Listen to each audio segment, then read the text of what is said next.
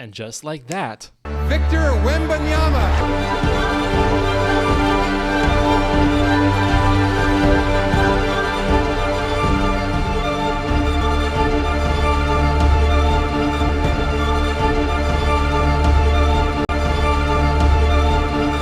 Spurs season is over.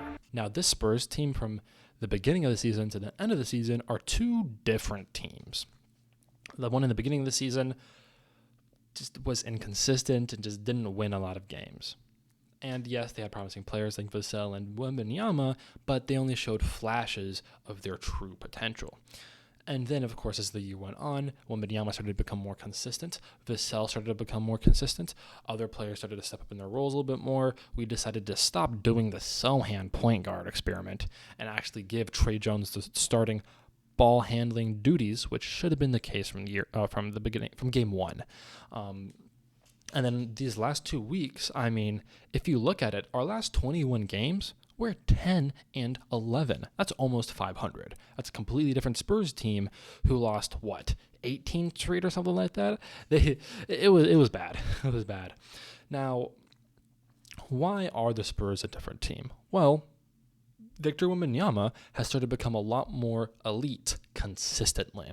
Yes, of course, from the beginning of the season, the Suns game, the end of the Rockets game, he showed flashes of being this elite superstar player.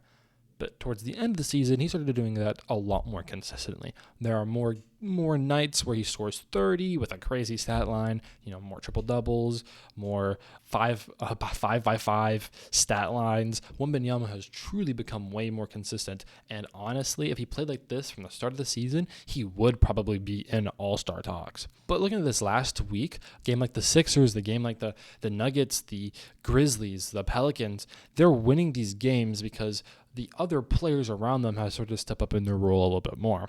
Malachi Branham has really just embraced that catch-and-shoot shooter, off-ball player, and which is kind of interesting because coming out of college, he was a little bit more of the main scorer, ball handler, which obviously if you have Devin Vassell and Victor Wembanyama, he'd have to, relieve his duties, of course. But he was more of like an inside and out game, more of a finisher, more of a mid-range shooter. Now he's like a pretty decent catch and shoot 3-point shooter. And then, sometimes he attacks at the rim and scores there, right? But rarely now, especially in the end of this season, do you really see Branham take a lot of mid-range shots. It's just very interesting right there.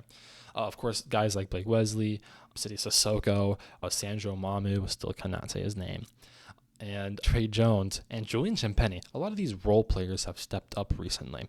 And of course, obviously, if we had better role players, we wouldn't, we'd be winning a lot more than just, being 10-11 the last month and a half. But these guys were still being able to step up, and they just stepped up just enough so Victor Wembanyama can take over and become a superstar, right? Now, obviously, if we had Devin Vassell and Jeremy Sohan, it might even be even better, but they got injured 2 weeks ago, and they've been out since. This last week confirmed that the Spurs are heading in the right direction. I expect this team to win a lot more games coming into next season. Of course, compared to this one. Of course, Wembanyama should be more consistent and play at a high level, more of a high level. And of course, you still have Devin Vassell and Jeremy Sohan, and of course, the pieces you add. But this team should click a lot more after this season. Of course, some guys are going to be leaving, but some guys are going to be staying. The Spurs, I'd be a little surprised if they make a ton of moves this offseason. The Spurs are usually a team that, some players leave naturally. They might make one trade, but most of the players that were on the team from the season before are coming in from the season, in the present. So I would be surprised if the Spurs do make a big move, but I don't expect a lot of the players that are on this team now to not be on this team heading into the season.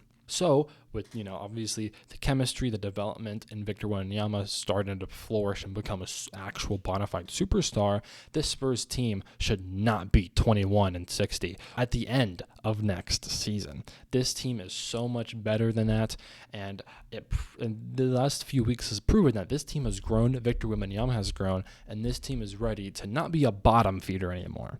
They're ready to actually start to compete and try to go into the plan. And if we make the right moves, because I don't want to just sit around and just have yes, I'm expecting the Spurs to kind of keep most of the same players, but I'm also expecting the Spurs to actually try and go out and trade for a Trae Young or trade for a Donovan Mitchell. There have been reports about that. To make certain big moves so that we can win now. Victor Wembanyama wants to win now, and he's doing everything in his power to get this team to win. He's carrying this team to wins. And this last week has shown that this team and this organization and Victor Wembanyama, importantly, are heading in the right direction. Now, there's really not much else to say. Great games from certain players like Malachi Branham, Trey Jones, Julian Champagnie. You really see a lot of these guys flourish.